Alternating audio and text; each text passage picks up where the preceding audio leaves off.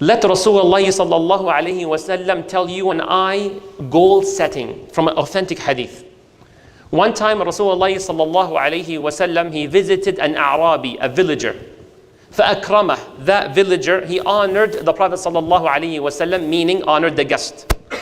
When the setting was very much done, Rasulullah sallallahu alayhi wasallam tells that villager, "I'tina, next time you come to my place." Allahu Akbar.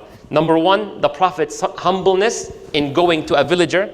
MashaAllah, tabarakallah, if we say this community or other communities above, average or middle class, whatever you want to call it, someone from a lower class city invites you, you don't say, no, just come to my place. It's bigger, it's better, it's nicer. Sometimes honor that guest and you go to their place. It will make them happy, inshaAllah. And may Allah grant you Jannah as well. Ameen Rabbil Alameen.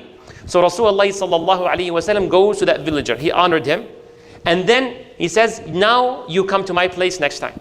And this is something we learn from the Prophet sallallahu alaihi wasallam. If someone does good to you, reciprocate, return it back. Many of our mothers, may Allah grant them Jannah, Ya Rab, they have the habit when they receive a plate from the neighbor with food, they never return the plate empty. Like, Mom, what do you do this? Just return the plate, we washed it. No, I have to give back, subhanallah. This is from the sunnah of Rasulullah sallallahu alayhi wasallam. I invite you for lunch one day, next time you invite me for lunch. But what if I cannot do what you did to me? It may happen. We will never be able to pay back our parents, for example. There's nothing you can do, I promise, inshallah, nothing. Except in one case for your dad. If your dad was taken as a hostage, a prisoner of war, as a slave, and you bought his freedom. That's the only possible way you broke even with your dad. With your mom, impossible. So what do? فَادْعُوا لَهُ. Rasulullah sallallahu alayhi wa sallam says, make dua for that person until you feel you are even. Subhanallah. So next time you come over. So that villager, indeed, I don't know how long, day or two or a week, eventually he comes and visits the Prophet sallallahu alayhi wa sallam. When that setting was also about to end, they ate or so, Rasulullah sallallahu alayhi wa sallam told that villager, and here is the main point of the khutbah, inshallah. He tells him, sell. Make a wish. Allahu Akbar. Ask anything. What's your dream? What's your goal? What's your wish? Ask. And imagine this opportunity. So this Arabi thinks and he's like, I know what I want. Naqa and a'nuzun yahlibuha ahli.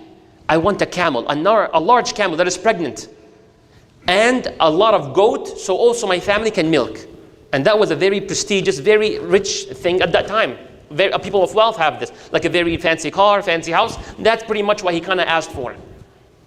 So Rasulullah sallallahu alayhi wa sallam said, anything else? Then he added, if I'm not mistaken, the a'nuzun, the goats, that's exactly what I want. So then the Prophet sallallahu alayhi wa sallam is using a teaching moment. And he tells the Sahaba, radiyallahu anhum, أَعَجِزْتُمْ أَن تَكُونُوا مِثْلَ عَجُوزِ بَنِي إِسْرَائِيل. Were you guys not able to be like that fantastic old lady from the children of Israel? So the Sahaba, what did they say? And who is the old lady from the children of Bani Israel? Then he says the story. He said when Musa alayhi salam, about 3,000 years ago, Musa alayhi salam is about to leave Egypt, to escape and run for his life along with Bani Israel in the hundreds of thousands.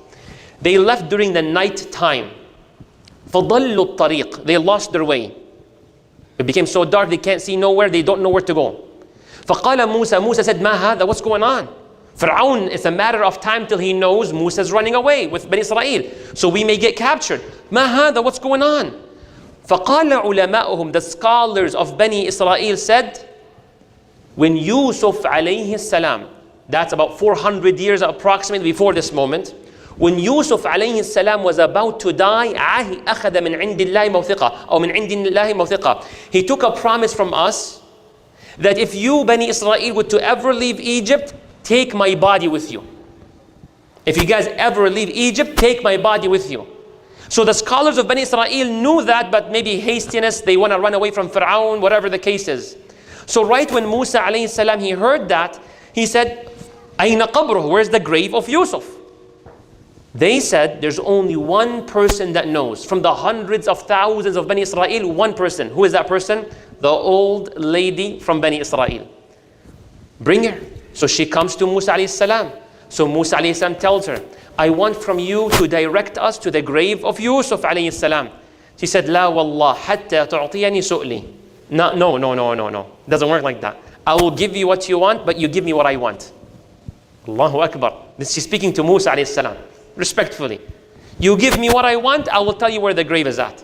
وَمَا سُؤْلُكِ وَمَا حُكْمُكِ. And what is it that you want? She said, my goal. And here the whole story, the Prophet is saying because of this sentence. She tells Musa alayhi salam, my goal, my wish, my dream, مُرَافَقَتُكَ فِي الْجَنَّةِ. To be with you in Jannah, ya Musa. I want to be your neighbor in Jannah. Because that's the highest you can ever achieve. May Allah make you all neighbors to the prophets in Jannah.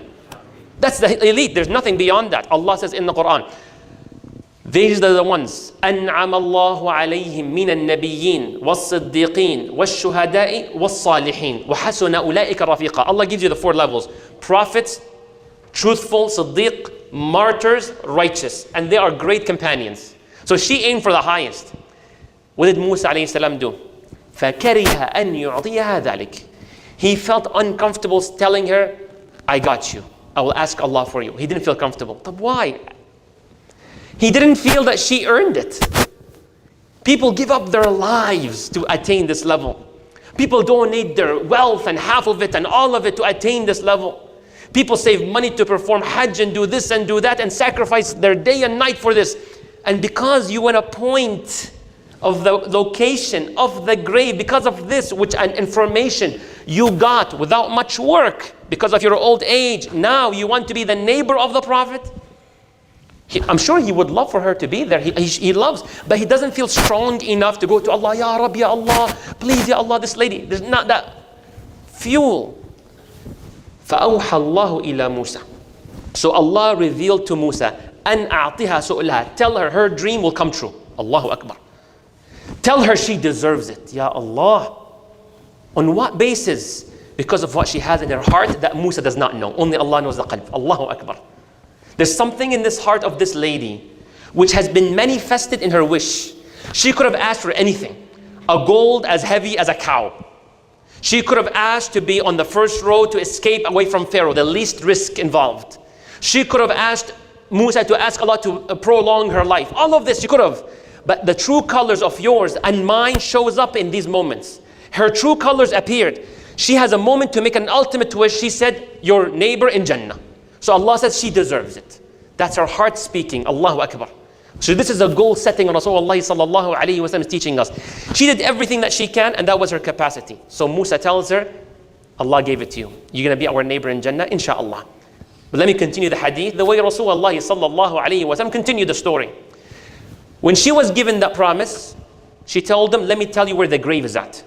She walked and they walked behind her and she pointed to an area with water, whether from rainwater, Allah knows best, like a lake.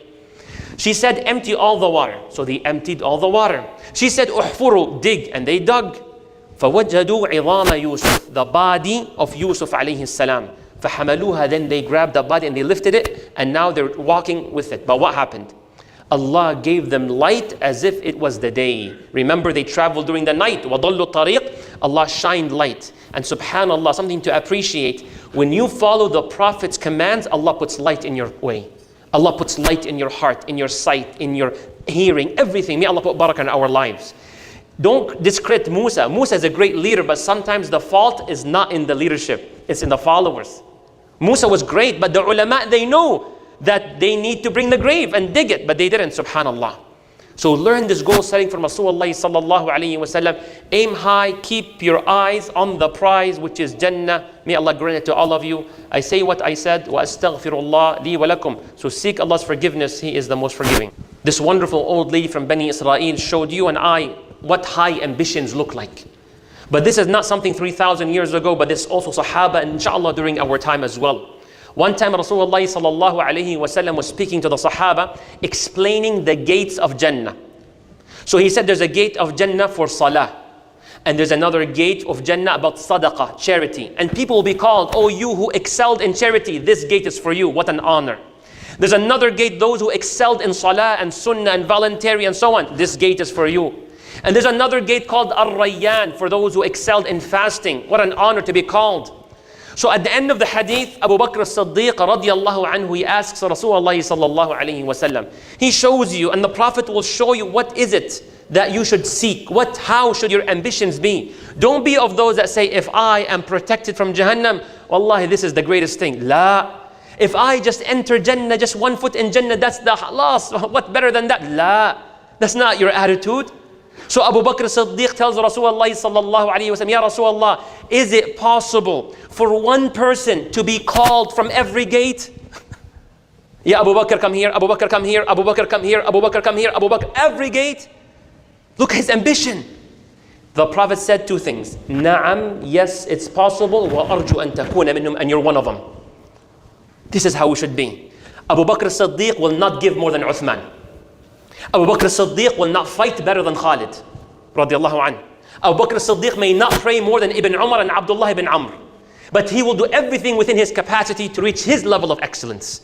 As a result of that, Allah will reward you for what your heart has and how you manifested. I did everything I can. I reached my own peak, not your peak, not your peak, my peak. For you, you're called from every door. May Allah grant it to all of you. Ameen Rabbil Alameen.